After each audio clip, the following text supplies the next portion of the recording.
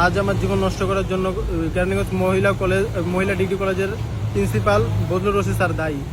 আজ আমার SSC physics second paper পরীক্ষা ছিল, যে আমি যথাসময়ে পরীক্ষায় অংশগ্রহণ করি এবং শেষে বাড়ি ফেরার 1 ঘন্টা পর আমার কলেজের sir Ruhul Amin sir phone দিয়ে বলতেছে, শিফাত তুমি একটু কলেজে যাও, তোমার কি জানি সমস্যা হয়েছে।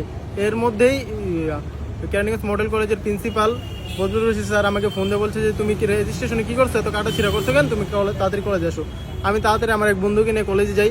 কলেজে যাওয়ার সাথে সাথে স্যার আমাকে তার কক্ষে ডেকে বলতেছে, তোমার তো খাতা নেই, তুমি খাতা কি করছো, তোমার পরীক্ষার এক্সামের কোনো খাতা নেই, তুমি খাতা বুঝাইছো, লুকাই লাইছো, তুমি ফালাই দিছো, তো এর জন্য তুমি দায়ী, তুমি তাড়াতাড়ি খাতা বের করে দাও, নাহলে তোমার নামে আমি মামলা দিব, তোমাকে থানায় পাঠাবো।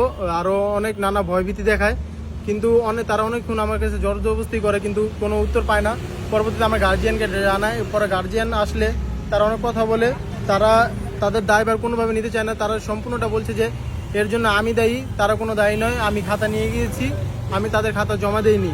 পরবর্তীতে তারা আমাকে নগদ 1 বছরের জন্য এক্সপেল করে দেয় এবং জিডি করে দেয়, থানায় মামলা করে দেয়। আর আমার জীবনটা তারা নষ্ট করে দেয় 1 বছরের জন্য। এর দায়ভার কি আমি নিব নাকি তারা নেবে? তাদের হলের যারা দায়িত্ব ছিল তারা পুরো দায়িত্বহীনতার কাজ করছে, তাদের কোনো কাজই এখন যে আমার এই 1 বছর নষ্ট করে দেবে, তারা এই দায়ভার কারণ নেবে।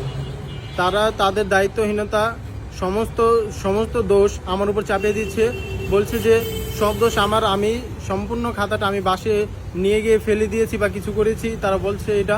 তারা অনেক আমাকে ভয়ভীতি দেখাচ্ছে, অনেক হুমকি দিয়েছে, কিন্তু তারা কোনো প্রমাণ পায়নি। তারা তাদের গায়ের চামড়া বাঁচানোর জন্য আমাকে 1 বছরের জন্য এক্সপেল করে দিল, একটাবারও আমার কথা ভাবলো না।